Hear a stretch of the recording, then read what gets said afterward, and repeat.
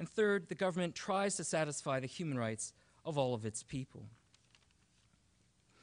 I believe that human rights are genuinely universal values. I agree with David Roden and many others here, right, Michael as well, that there is near universal consensus about what kind of human rights do we actually have. My own favorite phrase, which has gone over like a lead balloon, is I argue that there's a foundational 5 human rights that kind of all of us have. The right to life or personal security, right to personal freedom, the right of material subsistence, the right of kind of non-discrimination or kind of basic elemental equality, and finally a right of social recognition as a person. These are the key values. In other words, human rights values are the core values which ought to be instantiated in any post-war reconstruction. Okay, so that's my vision of the overall goal that we should try to achieve when we're seeking to impose post-war rehabilitation. Now, what are the means to get there, right? It's one thing to be a philosopher and like Descartes and just sit there by the fire and say, oh, well, minimally just society looks great, right? Now, Rawls can do that, but I can't, right? I can't get away with doing stuff like that. So I have to talk about what are some concrete means to achieving that goal and urge their inclusion in this brand new Geneva Convention. And so I've come up with 10 things. First, adhere diligently to the laws of war during the regime takedown and its occupation. Second, purge much of the old regime and prosecute its war criminals. Third, disarm and demilitarize the society, but fourth, provide effective military and police security for the whole country. Then, work with a cross-section of locals on a new rights-respecting constitution that features checks and balances. 6, allow other non-state associations or civil society to flourish, enable it with funding. 7, forego compensation and sanctions, give that up in favor of investing in and rebuilding the economy. Next, if it's necessary, revamp educational curricula to purge past propaganda and cement new values. 9, almost done, ensure that the benefits of the new order will be concrete and widely, not narrowly distributed. And then finally, follow a public, orderly, paced exit strategy when the new regime can stand on its own 2 feet. So that's my kind of theoretical vision in general of the sorts of values that I think that a brand new Geneva Convention ought to take into account. So now I want to switch into the practical side of my presentation, focusing on Iraq and Afghanistan, and say, well, in light of these principles, what, if anything, do we still owe them? Right? Now, it seems to me that America and its allies has truly, more or less, been trying to achieve these sorts of values that I've been talking about, and to follow these steps or methods in both Iraq and Afghanistan. So how well are things going almost 10 years into it? I was talking to Peter Lee yesterday, and we all give lectures at different kinds of institutions, and I'm always shocked at when I kind of ask this question, how well is it going in Iraq? How well is it going in Afghanistan? There's this huge split in perception when you talk to military academies, military institutions, right? And when you talk to civilian universities, right? When you go to military academies, they're like, here is everything we've achieved over there. A, B, C, D, E, F, right? Talk up the success. I go to civilian institutions, and I'm sure a lot of you have the exact same experience, right? And they will hear none of it. It's all a failure. It's a hopeless failure. It's so bad we should just cut our losses and get out. Huge split in perception about how the post-war reconstruction is going. I think the correct assessment, it won't surprise you, is that there have been some successes, some excellent successes, and some real disconcerting failures. The major successes in both countries have been the replacement of aggressive, unjust, dangerous, exclusionary regimes with new, much more inclusive regimes, which have democratic legitimacy through multiple elections in both societies, right? And written constitutions. So the gains in terms of both personal freedom and political legitimacy in both societies have been huge. The problem, though, is that the evidence suggests that it's not abstract things like personal freedom, political legitimacy, and gender equality which matter most to the success of post-war reconstruction. The evidence, rather, is that it is concrete things which matter the most. Jim Dobbins, whose work I would recommend to all of you, a few years ago, he was the editor of two terrific studies, essentially on every post-war reconstruction since the US Civil War, and focusing especially on American-led post-war reconstruction on the one hand, and then the second volume was on UN-led post-war reconstruction. Right? So I'd strongly recommend Dobbins' work to you, Dobbins. And Dobbins has given us a great concrete rule of thumb regarding post-war success, and it is this. And it is based on an analysis of all of these cases, right? So historically informed, richly empirically informed rule.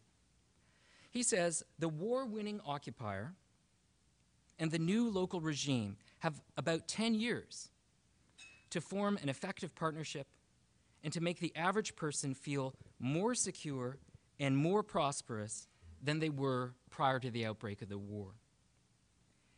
If yes, if this happens, post-war reconstruction will succeed. If not, there will be backsliding into war.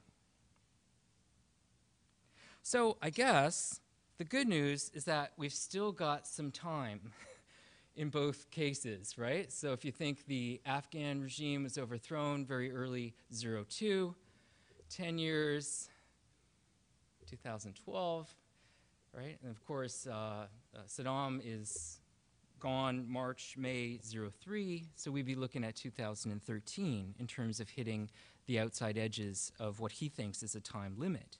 So this raises the question, does the average Afghani, does the average Iraqi feel more secure and more prosperous now than they did prior to the war? First, I want to talk about Iraq, then Afghanistan. So in Iraq, do they feel more secure? Well, after the Petraeus-led surge, obviously things are way more secure now than back in 06 when it looked like full-on civil war was going to happen. Do they feel more secure than they did under Saddam? I don't know, although I suspect the answer to that is even probably yes, right? There's no doubt the Kurds feel more secure. The Shia probably feel more secure as well. Maybe not the Sunnis, right? There's still group-on-group violence, as you all know. The groups fear U.S. withdrawal and what will happen. But, as President Obama has recently said, America simply can't stay there forever. Right? So the current plan, as I'm sure you all know, is that, well, combat operations in Iraq are over. There's going to be a phased withdrawal down to 50,000 U.S. soldiers, which are going to be in Iraq indefinitely. And they are going to focus on training the Iraqi military, right? Not leaving Iraq totally, protecting remaining U.S. personnel, and key Iraqi infrastructure, especially as it focuses around oil. What about the economy, right? Does the average Iraqi feel more prosperous than prior to the war? Well, lots of problems here. At least Iraq has the oil, though, right? So Iraq is much better off than Afghanistan. But unemployment in Iraq is shockingly high, right? UN economists estimate it to be about half of the adult workforce is either unemployed or underemployed. Right? And as we all know, Iraq has essentially been constantly at war since 1979, right? Almost constantly. And so there's a ton of infrastructure damage, right? So how can you operate an economy with that kind of magnitude of infrastructure damage? So in my view, one of the things that remains to be done is that the U.S. needs to make a substantial gesture in terms of investing in Iraq's economy, in particular in terms of the infrastructure and in terms of investment in the oil fields. what about Afghanistan? Security, does the average Afghani feel more secure, better off than prior to the war? Well, first, in terms of security, as I'm sure many of you know, the security around Kabul, the capital area, is pretty good. It's pretty good. Less so, of course, in the rural areas, right, where the warlords still dominate. They're all highly weaponized, right? They are either themselves drug dealers or in collusion with drug dealers. The border area with Pakistan is one of the most insecure spots on earth, arguably. Now, recently, there was an agreement signed in November 2010, just last November, between NATO and Afghanistan for NATO to end combat operations by 2014. And I think this is a reasonable time frame. I think the more pressing issue in Afghanistan is really the economy, right? Making the average Afghani feel more prosperous than they were prior to the war. Afghanistan, one of the poorest places on earth. There is no oil. The only thing that seems to grow there is poppies. As political scientists would say, because of the poppies and the connection to opium, Afghanistan is probably becoming a narco state with all the endemic corruption and lack of development that entails. And so obviously I think another thing that we need to do more, should do more before we get out, is invest heavily in the Afghan economy. The big difference here in Afghanistan compared to Iraq is in Iraq, essentially the Americans are on their own with a little bit of help from Britain, right? Whereas in Afghanistan, most of the Western community is in there as well, right? So for example, my country, Canada, we've built a whole range of schools for girls and women. One of the most promising things, actually just 3 weeks ago, Russia signed a huge agreement with NATO to get involved with poppy interdiction and opium interdiction, because most of the drugs that are produced in Afghanistan wind up on the streets of Moscow, right? So wow, what a great, influential, potent partner that would be, right? So drawing on that international partnership bodes well, or bodes better than doing nothing at all. Now, I'm sure you're already thinking, but what about the worst case scenario, right? So I talk about my ideals, for a brand new Geneva Convention, very Kantian, here's a set of rules, 10 even, 10, how presumptuous is that, right? What about the worst case scenario though, right? There have been some successes, there have been some failures. What if it all falls apart over there once we leave? Right? So what would be the worst case in Afghanistan? What would be the worst case in Iraq? Well, the worst case in Afghanistan, it seems, would be that it would become just like Vietnam, right? So we all know, once the Americans decided to get out of Vietnam, the Viet Cong took over completely within 1 year. And the takeover by North Vietnam was the very thing that America got involved in Vietnam to prevent.